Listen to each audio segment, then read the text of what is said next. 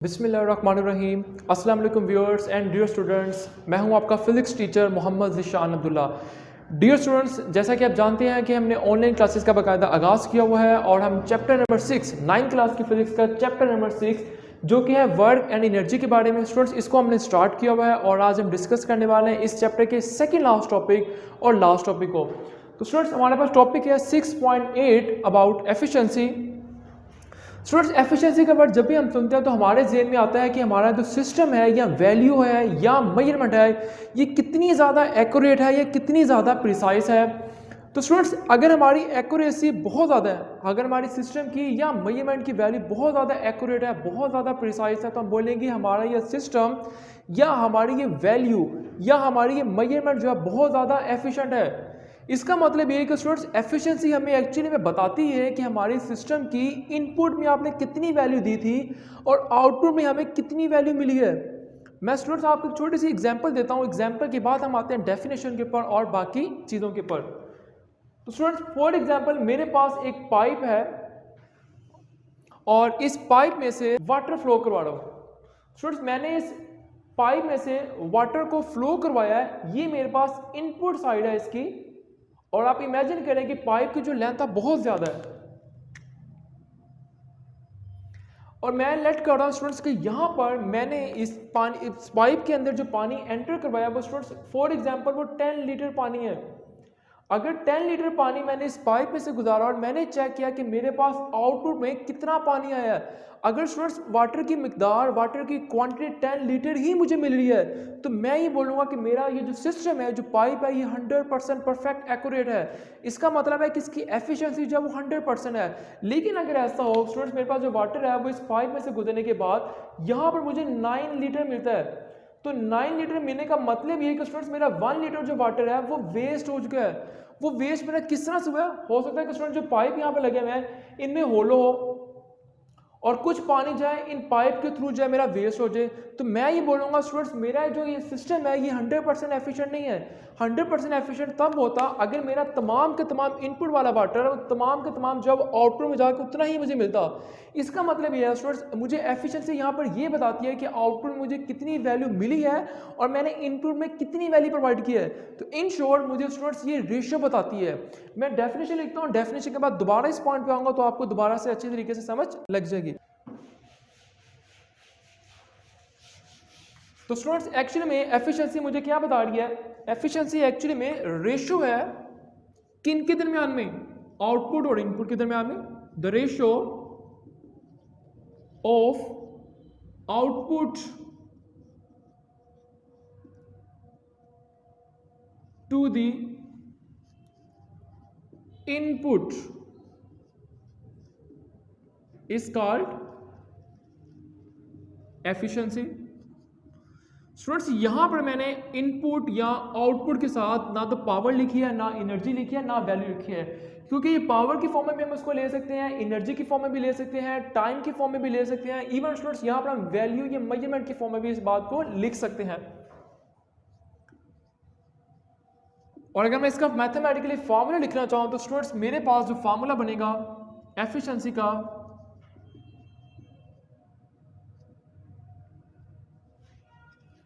वो बनेगा output gain, value भी हो सकती है, मैं वैल्यू यहां लिख लेता हूं, divided by input value.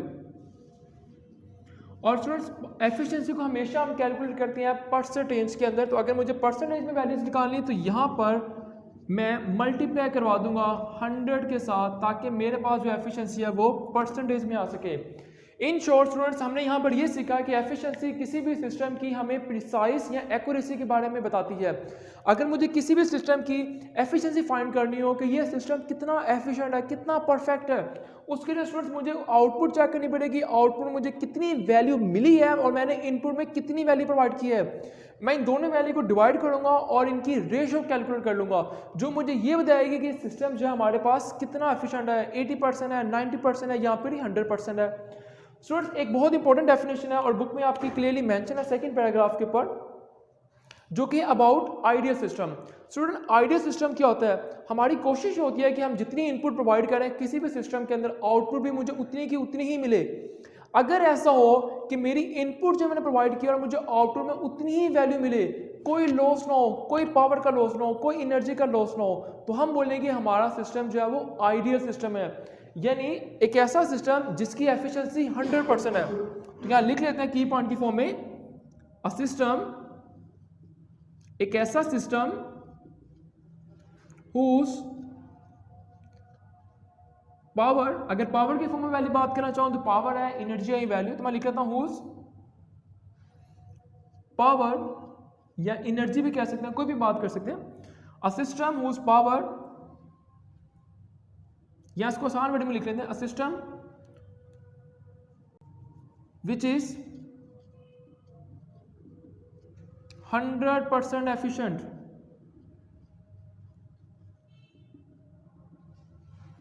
Is known as ideal system. एक ऐसा सिस्टम जिसकी एफिशिएंसी जो है वो 100% है, यानी मैंने इनपुट में जो पावर दी है मुझे आउटपुट में भी उतनी ही वैल्यू मिली है, उतनी ही पावर मिली है, उतनी ही एनर्जी मिली है। तो मैं बोलूंगा मेरा सिस्टम जो है वो 100% परफेक्ट एफिशिएंट है। इसके बाद स्टूडेंट्स हमारा जो सेकंड टॉपिक और इस चैप्टर का लास्ट टॉपिक है अबाउट पावर। 6.9 टॉपिक है पावर के बारे में, बहुत ही सिंपल सा है स्टूडेंट्स। मैं एक छोटी सी एग्जांपल दूंगा और इस एग्जांपल के बाद आएंगे डेफिनेशन पे।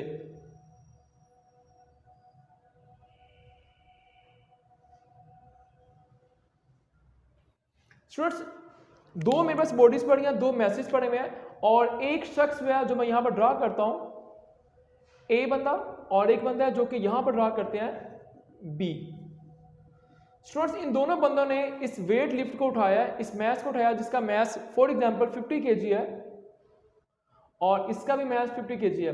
तो स्टूडेंट्स ये वाला जो बंदा ए वाला बंदा है, अगर मैं बोलता हूँ कि ये जो वर्क डन कह रहा है इसको उठाने में जो एनर्जी लगा रहा है, इमेजिन करें कि लेट्स सपोज ये मेरे पास जो है वो 1000 जॉल जो है वर्क डन कर रहा है ये वाला बंदा, और जो बी वाला बंदा है ये इसी मैस को उठाने में फॉर एग्जांपल ये 500 जॉल वर्क डन कर रहा है इसको उठाने में। तो आपके ख्याल में स्टूडेंट्स इन दोनों में से किसकी एनर्जी ज्यादा लग रही है, कौन ज्यादा एनर्जी वेस्ट कर रहा है, कौन ज्यादा एनर्जी कंज्यूम कर रहा है?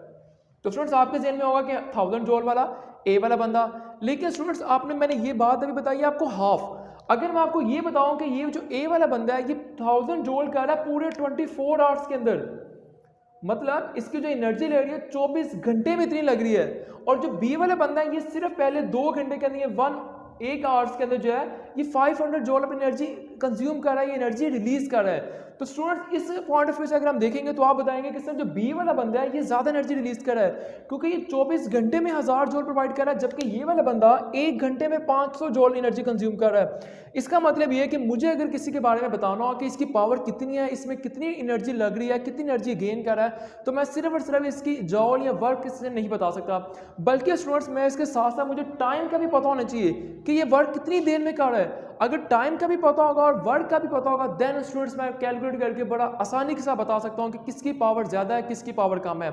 तो एक्चुअल में पावर हमें क्या बताता है? फिर स्टूडेंट्स पावर हमें बताता है, रेशियो बताता है एक्चुअल में, या रेट ऑफ डूइंग वर्क भी कहते हैं इसको, काम करने की सलाहियत वक्त के लिहाज से, टाइम के लिहाज से, दैट इज कॉल्ड पावर। तो आइए स्टूडेंट्स इसकी डेफिनेशन लिखते हैं। पावर एक्चुअली में क्या है? The rate of doing work, the rate of doing work is called power. काम करने की जो सलाहियत है वक्त के लिहाज से, टाइम के लिहाज से, टाइम बहुत अहम फैक्टर है स्टूडेंट्स। और यहाँ पर जो बात मैंने रेट लिखा है, रेट एक्चुअली टाइम को ही इंडिकेट करता है। अगर मैं इसके फॉर्मूले की बात करूं तो मैं लिख सकता हूं कि पावर एक्चुअली में बराबर होता है वर्क डन ओवर टाइम, क्योंकि यहाँ पर स्टूडेंट जो रेट का वर्ड लिखा है एक्चुअली टाइम को इंडिकेट कर रहा है। हम टाइम के लिहाज से बताएंगे किसी ने कितने वर्क ज्यादा किया, किसी ने वर्क कम किया है। अगर मैं इसको लिखना चाहूँ सिंबल्स की फॉर्म में तो पावर को P से इंडिकेट करते हैं और वर्क को करते हैं W के साथ और टाइम को करते हैं T के साथ। और स्टूडेंट्स अगर मैं बताना चाहूँ क्वांटिटी कि क्या ये स्केलर क्वांटिटी है, ये वेक्टर क्वांटिटी है, तो इसका अंदाजा लगाना बहुत ही ज़्यादा सिंपल है। हम जानते हैं कि वर्क जो है एक स्केलर क्वांटिटी है, इस लिहाज से जो पावर है ये भी एक स्केलर क्वांटिटी है। स्केलर क्वांटिटी का मतलब यह है कि there is no requirement of direction, सिर्फ और सिर्फ मैग्नीट्यूड पता होगी तो आप पावर को एक्सप्लेन कर सकते हैं।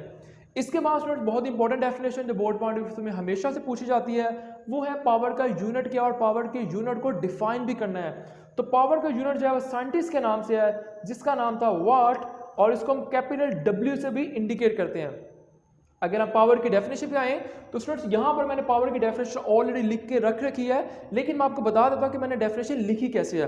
तो स्टूडेंट्स यहाँ पर आप देखें, अगर मैं इसको यूनिट्स की फॉर्म में लिखना चाहूँ यहाँ पर, तो मैं बड़ी इजीली इसके यूनिट को भी डिफाइन कर सकता हूँ। P स्टैंड फॉर पावर, और पावर का यूनिट हमें मालूम है कि वो होता है वाट। तो यहाँ पर 1 में लिख रहा हूँ सिर्फ समझाने के लिए, क्योंकि 1 मल्टीप्लाई करेंगे कोई फर्क नहीं पड़ने वाला। और यहाँ पर वर्ड का यूनिट होता है जॉउल, तो मैं लिख सकता हूँ 1 जॉउल। चलिए पूरा लिख लेते हैं इसको। और टाइम का यूनिट होता है second, 1 second. 1 watt is equal to 1 joule over 1 second. इसका मतलब है कि स्टूडेंट्स 1 वाट किसके बराबर हुआ? फिर 1 वाट बराबर हुआ एक्चुअली में ये रेट है ऑफ जॉल पर सेकेंड। ये आसान वर्डिंग में स्टूडेंट्स मैं बोल सकता हूं जॉल पर सेकेंड इज कॉल्ड 1 वाट, कि एक सेकंड में कोई बॉडी 1 जॉल अगर वर्क डन कर रही है तो हम बोलेंगे इसकी पावर जो है 1 वाट है। अगर कोई बॉडी 1 सेकंड में 1 जॉल वर्क डन कर रही है कोई भी काम करने में, तो हम बोलेंगे एक्चुअली में इसकी पावर जो है वो 1 वाट है। सो ये था हमारा आज का लेक्चर, जिसमें स्टूडेंट्स आपको मैंने एफिशिएंसी के बारे में बताया। शॉर्ट क्वेश्चन के लिए पूछा जाता है यहाँ पर एफिशिएंसी की डेफिनेशन और फार्मूला लिखना पड़ेगा आपको। अलग से डेफिनेशन भी पूछी जाती है अबाउट आइडियल सिस्टम की, तो अलग से डेफिनेशन लिख लेनी आपने। इसके अलावा स्टूडेंट्स पावर के बारे में बताया आपको मैंने, पावर की डेफिनेशन क्या होती है, फार्मूला क्या है, क्वांटिटी क्या है, ये एमसीक्यू पॉइंट ऑफ व्यू से भी आपको मालूम हो। इसके अलावा स्टूडेंट्स ये आपको शॉर्ट क्वेश्चन में सेपरेट भी पूछा जा सकता है, स्पेशली डेफिनेशन ऑफ वर्ड। एक लास्ट एमसीक्यू जो बहुत ज़्यादा इंपॉर्टेंट भी है स्टूडेंट्स, वो मैं यहाँ पर लिख लेता हूँ। आप एमसीक्यू के लिए बहुत इंपॉर्टेंट है, आप उसको नोट डाउन भी कर लें। वो है 1 HP is equal to 746 watt. Students 1 HP जो है, HP मतलब इसका सिंबल है हॉर्स पावर। स्टूडेंट्स हमारे पास जो मोटर्स वगैरह होती है उसके ऊपर क्लियरली लिखा होता है कि 7 HP की है, 50 HP की है, तो 1 HP में एक्चुअली में 746 वाट होते हैं। अगर मैं बोल रहा हूँ कि 746 वाट है, इसका मतलब 1 HP की बात कर रहा हूँ। सो ये था हमारा आज का टॉपिक। उम्मीद करता हूँ कि आपको इस टॉपिक से जरूर फायदा हुआ होगा। अल्लाह हाफिज़।